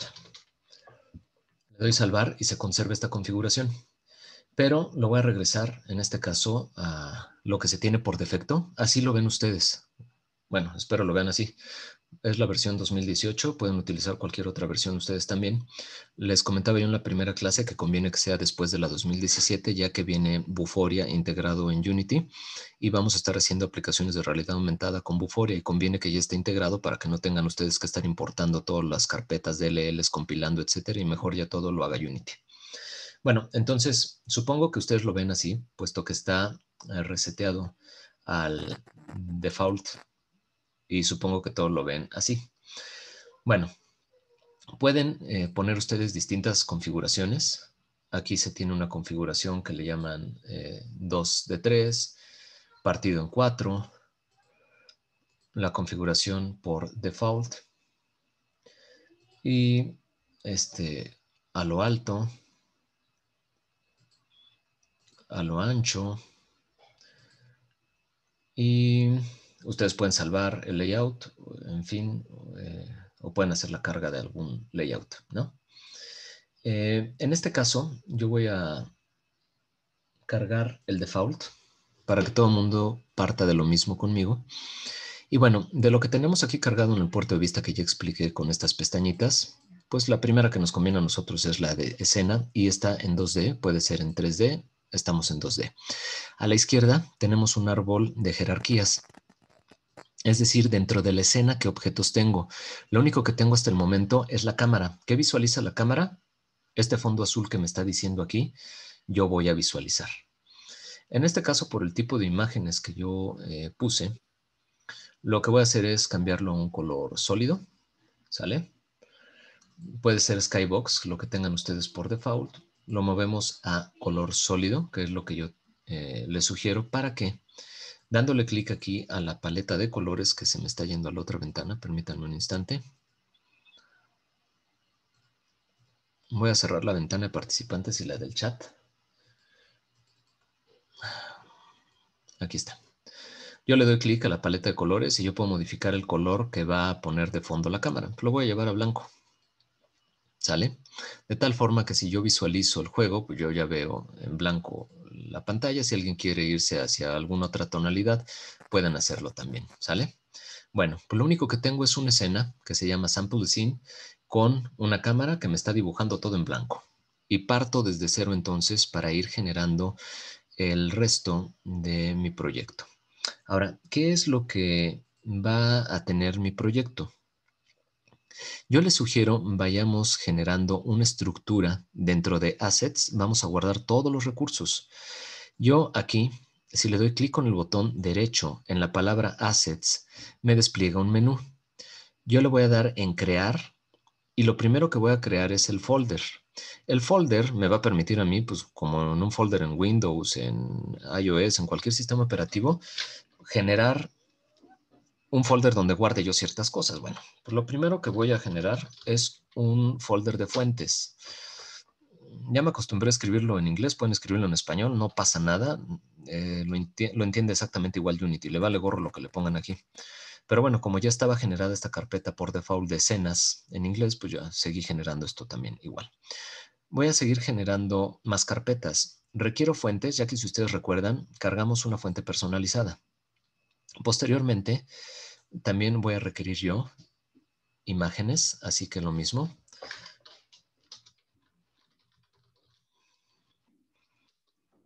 Voy a generar algunos materiales para que no todas las cónicas se dibujen exactamente con el mismo color, así que voy a hacer otro folder que se llame Materials o materiales, como quieran ustedes. También voy a generar otro folder que sea Scripts, que es donde yo voy a estar grabando todas mis clases, todos los archivos en C#, que es el lenguaje que nosotros vamos a utilizar para programar, los vamos a grabar aquí en la carpeta de Scripts. Pueden no hacerlo y podrían ponerlo en cualquier parte, pero esto es para llevar un orden, ¿sale? Y este orden se los voy a pedir yo, lo respeten ustedes. Como no me gusta que se llame como le da la gana a la computadora ponerle, en este caso a Unity, que se llama escena de muestra, yo lo que voy a hacer es cambiarle el nombre. Entonces me voy a archivo, salvar como. Aquí, si se dan cuenta, me abre la estructura de carpetas que yo acabo de generar. Lo voy a poner en la parte inferior para que chequemos que está fuentes, imágenes, materiales, escenas y scripts. Es decir, todas las carpetitas que yo generé aquí dentro de Unity se generan en realidad en el sistema operativo. ¿Sale? Entonces, dentro de scripts, yo voy a grabar el nombre de mi escena. Y pues yo le voy a poner escena principal o main para que cuadre con lo que se había visto en lenguaje C o en cualquier otro lenguaje que hayan ustedes utilizado, Java o C Sharp o C++, lo que sea. Bueno, casi siempre tenemos una clase principal y también en este caso una escena principal. Pues voy a ponerle main a mi escena. Si se dan cuenta, ya cambió el nombre de la escena a main. Y yo dentro de la carpeta de scripts tengo a mi escena llamada main, como le acabo de poner, ¿sale? Bueno, esta va a ser la escena principal donde yo voy a estar dibujando mis cónicas y todo lo demás. Sin embargo, si ustedes recuerdan, tenía yo una escena previa que era donde yo ponía mi carátula, el logo de la FES Aragón, etcétera, y el botón de continuar. Entonces, igual aquí dentro de la carpeta de escenas, lo que podemos hacer es dándole clic aquí con el botón derecho en cualquier parte gris de esta ventana, yo puedo volver a generar otra escena. Le doy en crear y si ustedes observan, aquí dice sin escena. Voy a generar otra escena y a esta escena le voy a poner inicial. Esta va a ser la primera escena que se tiene que cargar. Y además de ello, si ustedes recuerdan, tienen que generar otra escena también ustedes de información, pues de una vez. Entonces, aquí voy a generar otra escena que se llame info, de información. Ahora, ¿en qué escena estoy yo? Esto lo pueden checar ustedes en la barra del programa, en la barra de la ventana. Aquí dice que es Unity, la versión personal, y aquí me dice que estoy en main.unity. Y aquí yo observo también que estoy en main. Si yo me quisiera cambiar de escena, basta con que dé doble clic, por ejemplo, a la ventana de información, para que cambie a info. Todavía no modificamos el color de la cámara, o bien a la pantalla inicial. En este caso me voy a quedar en la pantalla inicial, ya que aquí es donde empezaremos a grabar algunos elementos, a colocar algunos elementos, no grabar, a colocar algunos elementos como los elementos de la interfaz de usuario. Entonces, recuerden, en las propiedades de cámara, es decir, en la parte de la extrema derecha tengo yo una ventana que dice inspector, que son precisamente todas las propiedades de los elementos que nosotros señalamos en nuestro panel de jerarquía. Como yo tengo señalada una cámara, aquí en el inspector me pone las propiedades de esta cámara. Y parte de las propiedades de esta cámara es la posición, la rotación, la escala y propiamente de la cámara, cómo es que va a estar dibujando el fondo, cómo es que va a estar cortando la proyección, el tamaño de proyección, dónde van a estar los planos de corte, cómo es que se va a estar visualizando el puerto de vista, la profundidad, un montón de parámetros. El único que nos interesa ahorita modificar es que va a ser un color sólido y que el color va a ser blanco, de tal forma que yo ya tenga mi cámara dibujando en blanco. Ahora, yo no sé qué resolución tengan ustedes en sus respectivas computadoras o bien si esto lo van a pasar a un celular. Esta primera práctica la voy a dejar únicamente en computadora. En la parte de game, yo tengo el aspecto, dice Free Aspect, que es cómo se va a estar dibujando.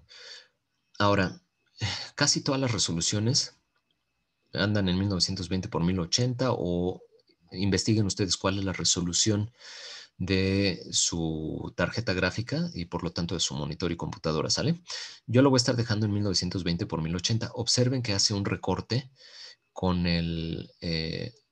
la proporción entre ancho y alto de 1920 por 1080. Conviene que ustedes pongan su resolución para que estén diseñando con esa resolución y no diseñen con una resolución que a la mera hora les va a poner todos los elementos desacomodados. Así que yo voy a desarrollar en 1920 por 1080, que es la resolución que estoy mostrando ahorita en pantalla.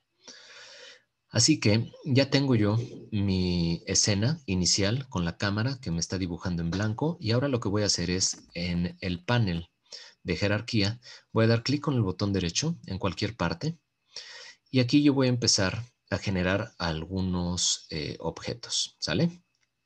El primero de ellos va a ser un objeto de interfaz de usuario, UI. Y este objeto va a ser un objeto de tipo texto. Si ustedes recuerdan, en la extrema derecha, no, izquierda, perdón, yo coloqué mis datos y les dije que tendrían que colocar ustedes la carátula. Ok, me puso por default un elemento que se llama canvas. Este canvas es un contenedor de todos los elementos de la interfaz de usuario. En este caso tengo únicamente un elemento texto. Este texto que tengo yo aquí me aparece en esta posición por default y me aparece con la palabra New Text, chiquitito, fuente Arial, en tamaño 14. Recuerden que del lado derecho, lo que nosotros tengamos seleccionando en el panel de la izquierda de jerarquía, se mostrarán sus propiedades. Si yo regreso a la cámara, cambian aquí las propiedades en el inspector de la cámara. Si yo selecciono el texto, me pondrá las propiedades del texto. Del texto que me interesa, pues primero que no diga New Text. Le voy a poner por lo menos UNAM y FES Aragón. Después tendría que ir, pues no sé, graficación. Computadora, mi nombre de profesor, ustedes como alumno, la fecha y se acabó, ¿no? Ahora, si se dan cuenta, de lo que yo tengo escrito aquí en la caja de texto en la extrema derecha, pues no se ve más que un AMI chiquitito. Esto tiene que ver con las propiedades de la caja de texto. La caja de texto me dice que son 160 píxeles de ancho, pues la verdad queda muy corto para lo que yo estoy escribiendo. Pues si son 1920 por 1080, al menos yo esperaría unos 900 píxeles de ancho y que será unos 500 píxeles de alto para mostrar la carátula. Si se dan cuenta ya se muestra todo el texto, pero se muestra muy chiquito y muy feo, ¿no? Eso como que no nos convence del todo. Ahorita voy a cargar las fuentes. Y de igual forma voy a cargar las imágenes. Me remito nada más hacia la parte del Classroom. Yo aquí ya les puse material programa 1 recticónicas. Si ustedes descargan las fuentes y las imágenes, es lo que ustedes van a tener a disposición, que es lo mismo que tengo yo para generar el proyecto y que es lo que vamos a estar utilizando, ¿sale? Así que lo que voy a hacer es, permítame un instante nada más para copiar las fuentes.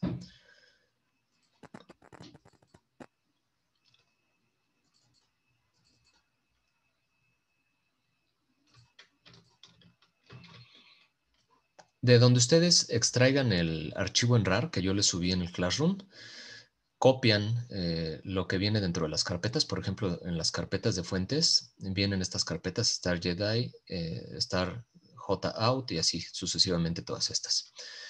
Y entonces lo voy a pegar en la posición correspondiente. Yo estoy en prácticas en clase, dibujo línea cónicas, assets y en la carpeta de fuentes. Ahí yo voy a pegar mis carpetas correspondientes de las fuentes que yo descargué del Classroom. Ahora, observen qué es lo que pasa cuando yo me regreso a Unity. Empieza a importar todas las fuentes. Si yo me voy a la carpeta de fuentes, yo ya tengo lo que acabo de copiar. Aquí están, ¿sale? Todos los elementos dentro de las carpetas. Lo que nos sirven son estas fuentes, ¿sale? Y en realidad, si hay otros elementos, por ejemplo, como estas imágenes, pues las borro y se acabó, no pasa nada. Lo que me interesa es lo siguiente. Ya cargadas estas fuentes en la carpeta Fonts, yo selecciono mi objeto texto, que por cierto no le he cambiado el nombre y se lo voy a cambiar. Aquí podemos nosotros cambiar el nombre del objeto. Esto es importante porque cuando empecemos a codificar, yo voy a acceder al nombre del objeto que yo haya colocado aquí. Así que voy a ponerle carátula, ¿sale? Y ya quedó grabado como carátula. Ahora, sigue viéndose exactamente igual, lo único que hice fue cambiar el nombre. Lo que tengo que hacer ahora es cambiar la fuente. Yo aquí, perdón porque se me está yendo toda la otra ventana, vuelvo a cerrar y abrir. Le doy clic al puntito que tengo yo a un costado de la caja que dice Arial y me abre esta ventana donde ya se cargaron las fuentes que yo cargué en la carpeta de fonts. Así que yo ya puedo darle clic a Star Jedi, Star JHOL, Out, cada una de estas. Y si se dan cuenta, va cambiando, va colocándolo de manera diferente. Así que, pues voy a colocar yo esta, Star J Out. Ustedes pueden descargar de cualquier página de fuentes una fuente en formato OTF, les había dicho, o TTF, son los dos formatos que está aceptando Unity, y pueden ustedes cargarla. Se ve muy chiquito, así que bueno, lo que voy a hacer es, pues cambiarle. Ya me di cuenta que escribí fea en lugar de fecha. Pues voy a dejar 40 de tamaño para mi tamaño de fuente. Modifico aquí que dice FHA por fecha. Si se dan cuenta, ahorita ya algo me está haciendo que no ocupo. Modifico la posición en Y y en X para colocarlo justo en la posición donde yo quiero en pantalla. Observe nada más que se tiene este elemento que me dice que todo está referenciado respecto al centro. Es decir, respecto al centro, yo modifico menos 238 píxeles hacia la izquierda o de manera negativa y lo mismo en Y hacia abajo 118 píxeles. Si ustedes quisieran cambiar la referencia del pivote, basta con que seleccionen dónde quieren colocarlo. Por ejemplo, yo lo quiero colocar en la esquina superior izquierda. Y observen que ya cambiaron las coordenadas. Ahora está en 721.2 y menos 658.55. Porque lo está midiendo de manera positiva hacia arriba en Y, pues me estoy yendo hacia abajo de manera negativa. Si alguien quisiera colocarlo en la esquina inferior izquierda, pues entonces ya las dos unidades son positivas. Esto pareciera mero adorno y que nada más están cambiando las componentes, pero no lo es así. Cuando nosotros diseñemos para múltiples resoluciones, es decir, para que mi programa se vea de igual forma en una computadora con una resolución HD que en un celular que tiene una resolución superior o inferior y todo se ve exactamente igual, es muy importante colocar el pivote de la interfaz gráfica para que esto empiece a respetar respecto a este pivote que es la esquina inferior izquierda, desplaza este número de unidades en X y en Y. Por eso es importante que nosotros lo coloquemos y que sepamos muy bien dónde estamos colocando nuestro pivote. Bueno,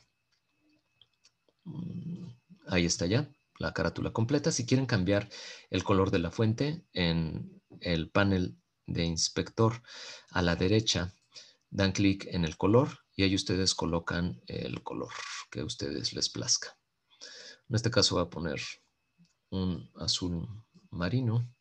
A lo mejor se alcanza a ver poco, no sé. Bueno, ese es el primer elemento. El segundo elemento que tenemos que cargar es una imagen en la interfaz de usuario. Entonces, de nueva cuenta, voy a dar clic con el botón derecho. Se abre el menú de donde yo en la interfaz de usuario voy a seleccionar imagen. Sale. Selecciono mi imagen y pues al parecer no pasó nada. Nada más veo que dice image y no veo nada más. Primero, le voy a cambiar el nombre. Le voy a poner logo. Y ahorita le voy a cambiar el color nada más para que veamos que está cargada. ¿Sale? Está cargada justo aquí en la posición menos 910, 490. Si yo respecto de una coordenada central le doy 0, 0, pues lo llevo justo al origen de este sistema coordenado bidimensional. Lo que me conviene, como lo voy a colocar en la esquina superior derecha, es nuevamente mover el pivote hacia la esquina superior derecha y ahí darle el número de píxeles que yo quiero se desplace respecto de esa esquina, para que igual si ustedes lo visualizan en algún otro dispositivo, esté respetando esta esquina y desplace el número de píxeles a la izquierda y hacia abajo que le estoy diciendo yo aquí en la posición. Ahora, estoy dejando la imagen con este color mientras yo descargo igual mi imagen. Ustedes descarguen la imagen de FES Aragón o de la universidad, lo que quieran ustedes, y ubíquenla en su computadora. Yo en este caso voy a retomar lo que ya tenía del otro proyecto. Y en la parte de imágenes lo que voy a hacer es copiar todas las imágenes que vienen en el RAR. Yo voy a poner iconos grandes para que vean qué es lo que viene. Les dejé dos botones de continuar distintos. Les dejé la imagen de cónicas, el logo de FES Aragón y las 3 tablas. Eso es lo que encuentran ustedes en el RAR respecto a las imágenes, que son con las que vamos a trabajar. Vamos a suponer que ya las descargaron del Classroom. Yo copio estas imágenes y me voy hacia donde tengo yo en mi proyecto. Recuerden, es la carpeta Assets y posteriormente Imágenes, que es la que yo generé dentro de Unity. Ahora sí, vuelvo a dar clic. En Unity me dice que está cargando todas las imágenes. En el momento en el que carga las imágenes Unity, observen, pone estos archivos meta. Quiere decir que ya está dentro del proyecto, ¿sale? Bueno, esto es nada más para que ustedes vean cómo está funcionando por la parte de atrás. Regreso el color a blanco para que no me ponga una máscara de color sobre la imagen y no le esté sumando píxeles al color de la imagen. Y lo que voy a hacer es, aquí donde dice Source Image, la imagen fuente, dice Known, pero ya están cargadas las imágenes que yo me traje al proyecto por default. Voy a seleccionar el logo de FES Aragón. Observen que se ve distorsionado, no se ve del ancho y del alto que yo lo requiero. Para ello es necesario que nosotros demos clic a este botón, Set Native Size. El número de píxeles de la imagen fuente, de la imagen original, de la imagen que yo estoy utilizando, que en este caso, aquí en la parte inferior, me está poniendo el logo de 900 por 762 píxeles. Aquí viene la información. Me va a respetar ese tamaño de imagen. Yo le doy clic a Set Native Size y ya me lo está poniendo de 900 por 762. Yo considero que es una imagen muy grande para el 1920 por 1980, por 1080, para el HD. Entonces lo único que voy a hacer es voy a escalar. Aquí en el factor de escala le voy a poner 0.5 por 0.5 por 0.5. De tal forma que tenga yo una escala uniforme en mi imagen de los 900 píxeles por 762. Ahora, la imagen no está en posición correcta, la posición en X y en Y, respecto a lo que yo note de mi pantalla o de mi resolución, donde yo considere debe ir de forma correcta. Pues ya prácticamente se tienen todos los elementos de la primera pantalla. Lo único que hace falta es colocar el botón continuar. Nuevamente, vamos a dar clic con el botón derecho. Interfaz de usuario, User Interface, son las siglas de UI. Y después voy a buscar un elemento que se llama botón. Se coloca dentro de Canvas porque todo esto es parte de la interfaz de usuario y se llama botón. Pues yo le voy a cambiar el nombre, en lugar de que sea así genérico nada más botón, pues valdría la pena que tuviera el respectivo nombre. Recuerden que esto se va a llamar vía código y además de ello, pues nos debe indicar qué es lo que nosotros estamos haciendo con el botón o para qué me sirve el botón. Así que en este caso le di un clic extra al nombre del botón, que es equivalente a cambiarle el nombre desde el inspector. Y en este caso le voy a poner BTN para saber que es un botón. Y le voy a poner el nombre de iniciar, ya que es lo que va a ser mi botón. Mi botón me va a servir para iniciar el interactivo. Lo que voy a hacer ahora es cambiar algunas propiedades del botón. Primero, el texto. Yo quiero que en lugar de que diga button, diga iniciar.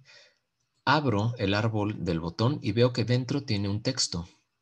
Le doy clic al texto y puedo observar que dice button, que es lo mismo que yo observo se está dibujando en el botón.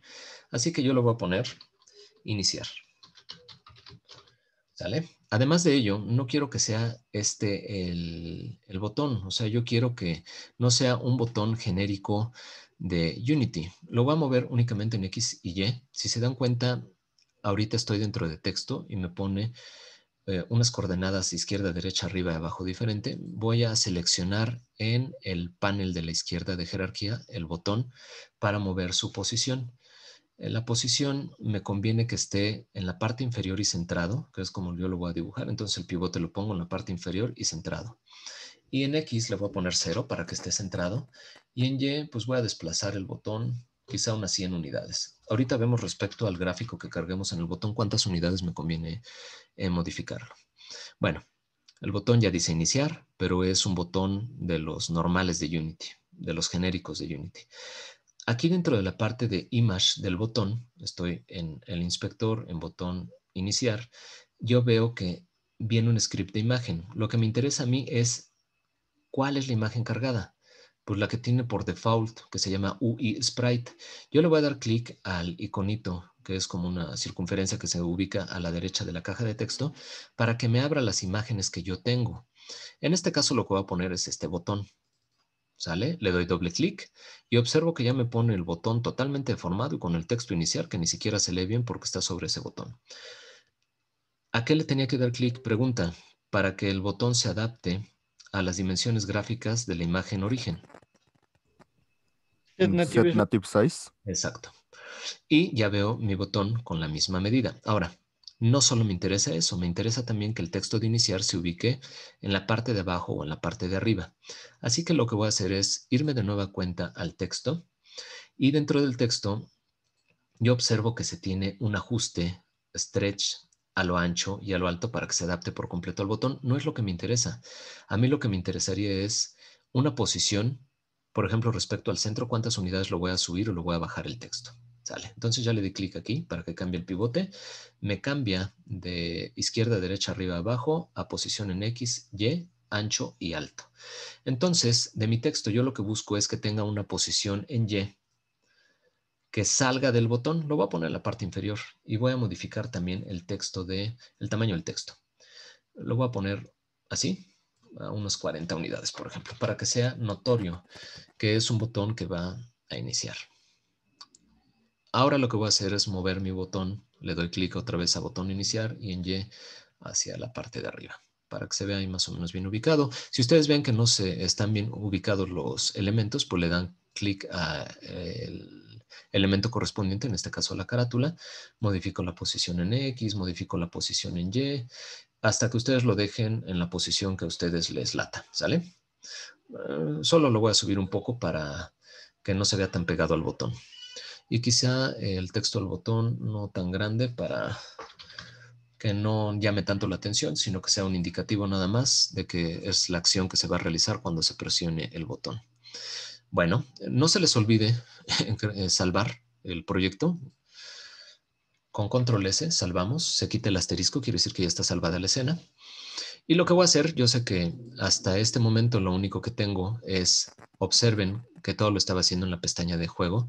En la escena, lo único que tengo es mi cámara con la interfaz de usuario y no veo nada. No me interesa ahorita visualizarlo. Lo que sé es que sí se está dibujando ya de forma correcta, ¿sale? Si yo le diera play para ejecutar lo que hasta el momento llevo, pues veo una imagen estática de los elementos que conforman la interfaz de usuario y que llevo hasta el momento. Pero no hace nada. Le doy clic al botón y sigue sin hacer nada. Vamos a comenzar entonces ya con la programación de los scripts para poder navegar entre ventanas. Nada más importante, esta estructura de ventanas tiene que reflejarse en la estructura que va a compilar Unity. Para ello nos vamos a ir a Archivo y Build Settings o ajustes de la compilación, ¿sale? Le doy clic y se abre esta ventana. Aquí me dice qué plataforma es la que yo estoy utilizando. PC, Mac, Linux, en una terminal sola, en standalone, ¿sale?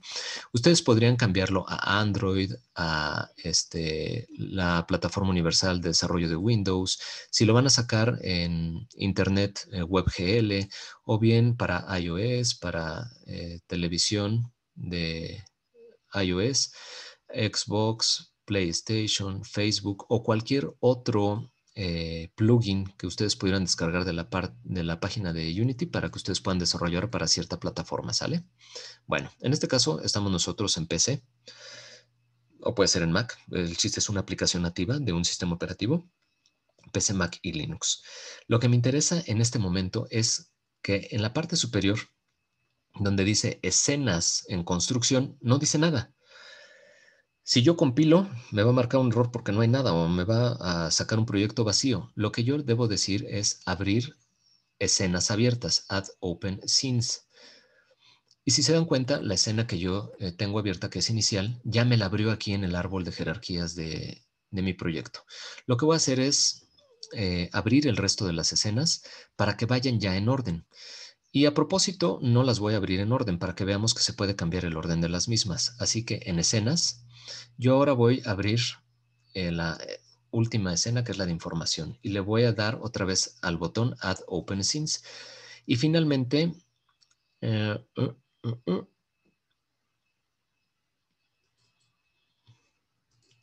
me grabó el nombre aquí de main. Según yo le había dado main. Lo guardó en scripts, creo. ¿Se fue a scripts? Gracias, compañero. Muy amable. De nada. Lo transportamos a escenas. Gracias, seleccioné mal la carpeta, muy amable. ¿Y ahora dónde lo arrastré, mano? No me digas que lo metí en materiales y no mando latino. Bueno, no importa. Le voy a cambiar el nombre a esta. Voy a abrir esta de Sample Scenes y ahorita le cambio el nombre. Esta va a ser nuestra escena main. ¿Sale? Ahorita veo dónde se fue. ¿A poco se fue al principal? A ver. Sí, se fue al principal. Bueno, ya no es necesario. Lo paso a la carpeta. Borro esta escena. Y lo único que voy a dejar es main, la principal, inicial, que es la de la carátula. Delete. Y con estas tres escenas, yo es que voy a estar jugando para poder ordenarlas aquí. Aquí, si se dan cuenta, ya tengo un elemento borrado. Yo le puedo dar remover de la selección y simple y sencillamente desaparece del árbol de construcción de escenas. Ahora la que voy a abrir es main y decirle que abra la escena. No están en el orden en el que yo requiero. Yo requiero que de la pantalla inicial se vaya a la principal y de ahí brinque después a la de información cuando se le dé clic. Todo lo que puedo hacer es arrastrar hacia arriba para que el orden sea el correcto, ¿sale? O las cargan en forma inicial ya en orden correcto y si no pueden arrastrar ustedes. Si se dan cuenta, aquí ya se muestra un índice. Este índice lo está considerando Unity para saber en qué orden van a ser jaladas las escenas.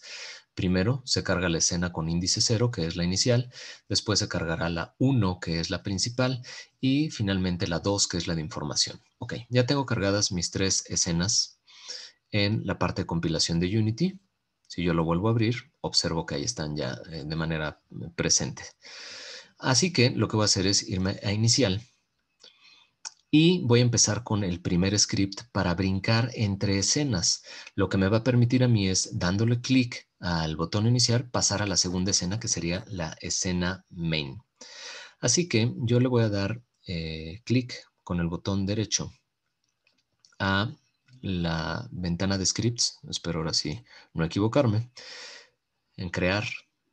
Y aquí hay un elemento que dice C# script. Pues le voy a dar entonces ahí para generar mi primera clase. Y yo le voy a poner botones navegación, porque me va a servir no nada más para este botón, sino también para el resto de los botones, ¿sale? A ver, se está tardando un poco. Ya lo generó.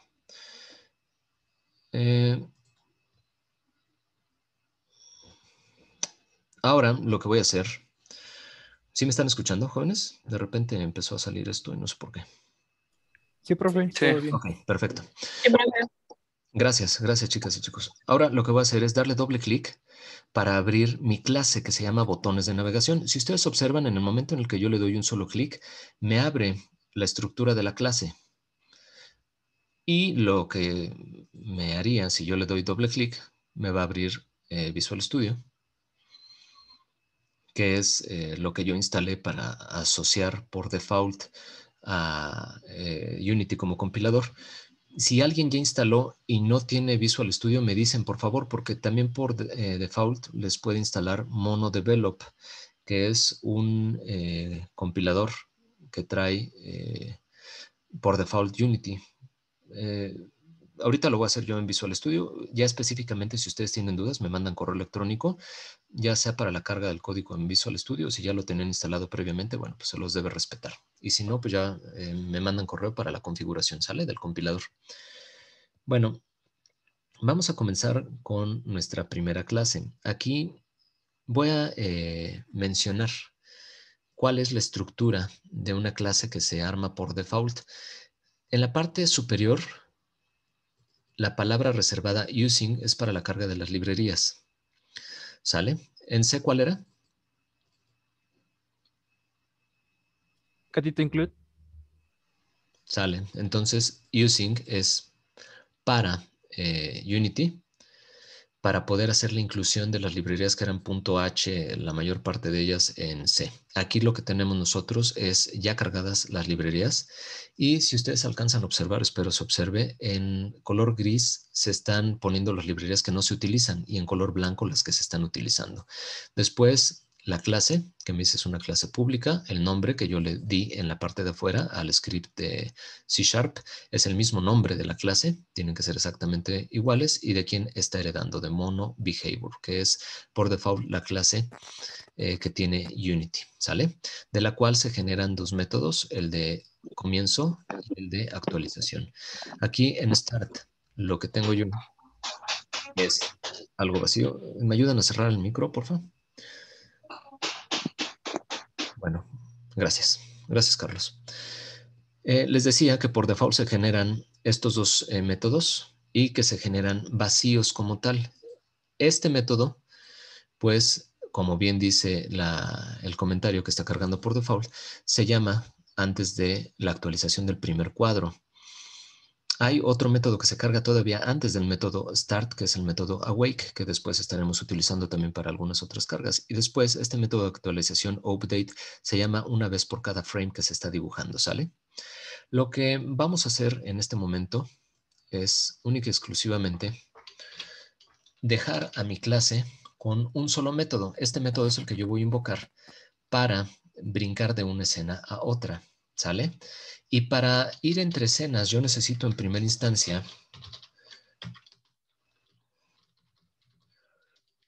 de Unity Engine, necesito yo esta librería que se llama Scene Management, ¿sale? Cargo esta librería, me aparece en gris porque no estoy haciendo nada asociado con el manejo entre escenas, y lo que voy a hacer es nuestra función, que va a ser una función que no devuelva nada. Nuestro método regresa nada, está vacío y es un método público. Le voy a poner ejecuta un botón inicio main, ¿no? Para saber que va el botón de la pantalla inicial a la pantalla principal, que es donde vamos a dibujar. Y entonces, dentro de mi clase, voy a decirle que brinque entre escenas. Así que lo que me interesa a mí es llamar a la clase sin manager. A propósito, me quedé aquí sin darle tabulador para que me complete sin manager, para que vean ustedes la clase que se está invocando. Y después yo voy a cargar el método loadScene, ¿sale? Y me dice que este método carga una escena con el nombre dado en el parámetro índice, ¿sale? Es una cadena. Aquí lo que nos dice la ayuda es que es una cadena que me va a indicar el nombre de la escena. Así que, bueno, le doy loadScene y entre paréntesis, entonces va a ir el nombre de la escena. Aunque aquí lo maneja como un entero en memoria, yo lo que voy a hacer es, entrecomillado, poner el nombre de la escena y cerrar con punto y coma, ¿sale? Hay que respetar altas y bajas. Recuerdo yo, se llama la escena aquí donde lo tenemos, main con mayúscula, así que se tiene que llamar exactamente igual, main. Así que, pues buscamos que se llame exactamente igual, lo cual ya ocurre. Se llama exactamente de la misma manera. Voy a salvar. Sé que no he salvado porque tiene un asterisco después del nombre de la clase, así que salvo yo mi escena, control S, y regreso hacia Unity. ¿Sale? De repente como que cambió el cursor, lo cambió a un reloj de arena, quiere decir que estaba cargando la compilación de la clase y vamos a ver qué es lo que ocurre. Le doy clic al botón de play en la parte superior. Ahorita modificamos la máscara del botón, le doy clic a iniciar y no pasa nada. No pasa nada por lo siguiente.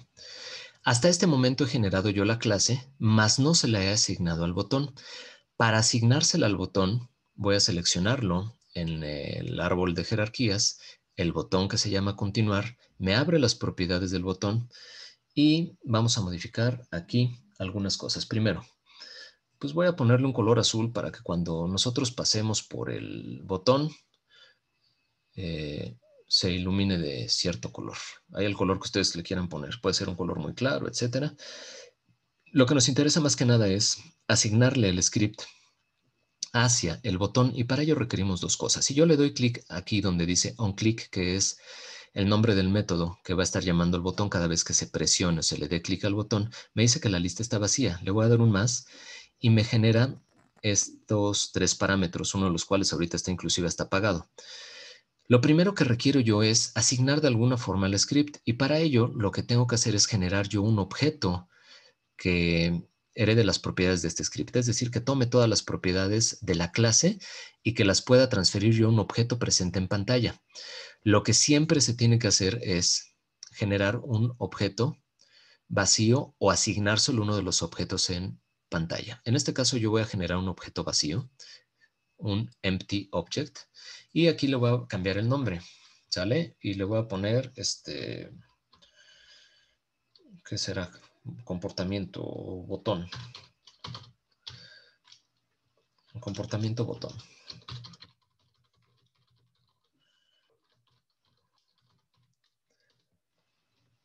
Eso no es lo importante, el nombre. Lo importante es que yo, a la clase que tengo yo aquí en C#, la pueda agregar hacia el objeto en pantalla. Lo que voy a hacer es dar un clic y sostenerlo, arrastrar la clase hacia el botón y entonces que la clase ya me aparezca asociado a este objeto empty. Entonces el objeto que se llama comportamiento botón ya tiene el script asociado a este objeto. Ya tiene el script o clase que se llama botones navegación.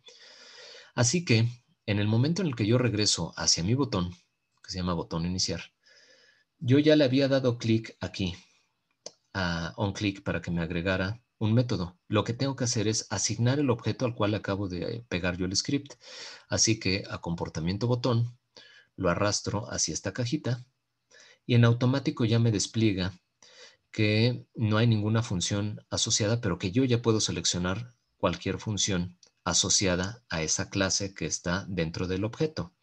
Si ustedes se dan cuenta, ya me aparece en la parte inferior la clase que yo le asocié al objeto, que es botones navegación. Y dentro de esta clase ya me aparece el método que es ejecuta botón inicio a main. Entonces le voy a dar clic ahí. Y cuando yo le dé clic al botón, va a llamar a esta clase con este método que está aquí dentro de esta botón o lista desplegable ancha que se ve con el nombre de la clase y del método separados por un punto. Y entonces sí, es que ya el botón tiene esa clase asociada para que se comporte respecto a lo que nosotros programamos en la clase. Así que salvo nuevamente, le doy play y ahora sí, en el momento en el que yo me coloco sobre el botón, ya toma este color de máscara y cuando le doy clic, brinca a la siguiente escena, que es la escena main. Entonces, con esto ya podemos empezar nosotros a armar nuestro mapa de navegación para ir entre distintas ventanas. En la escena main, yo voy a seleccionar esta escena. Primero, para que se dibuje similar a como lo tenía dibujado yo, no es forzoso que esto sea así, pero voy a tratar de que así lo sea. Dije que iba a ir todo en negro. Y además de ello, de nueva cuenta, esto ya lo vamos a hacer un poquito más rápido, voy a jalar un botón que me sirva para regresar. Este botón va a tener esta imagen. Lo voy a poner con este tamaño. Además de ello, en lugar de que diga simplemente botón, le voy a poner regresar. Y el texto de regresar va a ir en blanco. Y lo voy a sacar del botón y lo voy a poner en la parte superior en este caso. Así que nuevamente selecciono mi pivote y en la posición en Y lo voy a subir. Quizá convenga que sea un poquito más grande el texto. Voy a poner 20 unidades y que sea bold la letra para que se remarque un poquito más. Respecto a el botón, selecciono yo el botón, el pivote lo voy a poner en la esquina inferior izquierda y voy a mover mi botón hacia dicha esquina para que nos sirva para regresar. Ahora, recuerden cambiarle siempre el nombre. Yo le voy a poner BTN regresar. Botón regresar. Ahora, si queremos nosotros no solamente estar generando los objetos desde aquí, sino clonarlos para aprovechar las propiedades que ya tenían previamente estos botones, o el botón que estoy generando aquí, que es el de regresar, y reutilizarlos más rápido o hacer el menor número de modificaciones en el botón en cuestión, yo lo que puedo hacer es con el elemento seleccionado, ¿sale? Le voy a dar control D, control D de dedo. Y esto me permite a mí clonar el objeto. Y entonces yo le voy a poner aquí botón recta. Si se dan cuenta está en la misma posición dibujado, así que lo que tendré que hacer yo pues, es mover la posición en X. Y en lugar de que diga regresar, entro a las propiedades de texto para que diga recta. Y voy a hacer exactamente lo mismo. Voy a seguir clonando control D de dedo. Y ahora va a ser este el botón asociado a la circunferencia. Y modifico la posición en X. Cambio el texto. En lugar de que diga recta, circunferencia. Si se dan cuenta, brincó hacia un nuevo renglón porque el ancho no es el adecuado de la caja de texto, así que le voy a dar un ancho superior. Ahí está ya. Se adapta perfectamente el texto de circunferencia, ya que la caja de texto la hice un poquito más ancha. Y sigo clonando para tener ya el resto de los botones. Este va a ser elipse.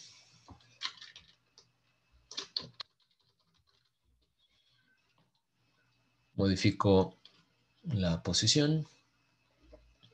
Después me preocupo por alinearlos bien y que se vea bonito. Ahorita es nada más que existan los elementos. Elipse. Vuelvo a clonar. Parábola y hipérbola.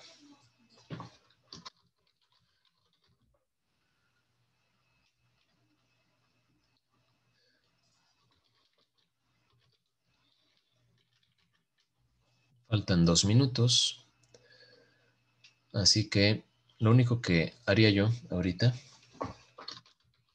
para continuar con la próxima clase es modificar la posición en X de este botón y preguntarles qué es lo que debo hacer para que este botón regresar funcione. ¿Hacer otro método, otro script? No, ya con el objeto creado, ¿no? Que tenemos, le podemos asignar. Recuerden nada más que el objeto creado está en la otra escena, así que podemos crear un objeto también aquí, ¿no? Le voy a poner botones, navegación. Así, ya tengo mi objeto y lo que sí puedo hacer es reutilizar la clase y arrastrarla hacia este objeto, hacia botones navegación. Ahora, esta clase lo único que tiene es un solo método que me permite ir de la principal a la main.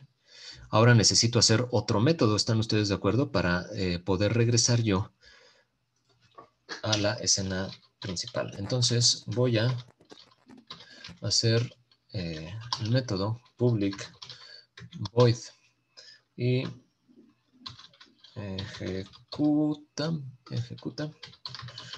botón regresar. ¿Sale? Y lo mismo, aquí sería un cambio entre escenas, pero el nombre de la escena, si mal no recuerdo, era inicial o inicio. Híjole. Vamos a ver.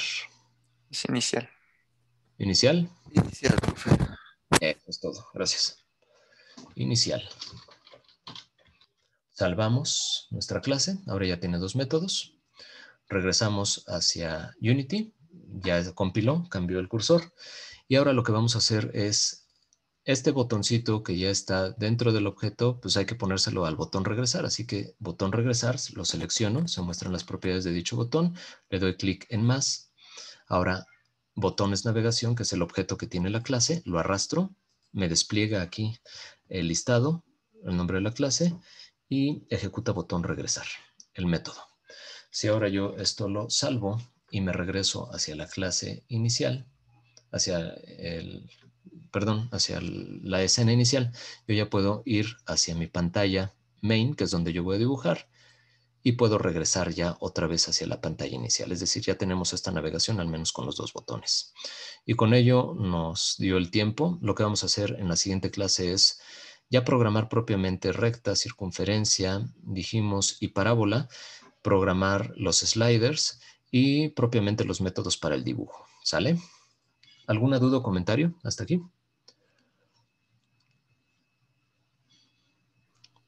No, profe, todo bien. No, todo bien. Bueno, nada más. Sí. ¿Cuándo va a subir el video? Ahorita Ah, ok. mismo cierro la sesión.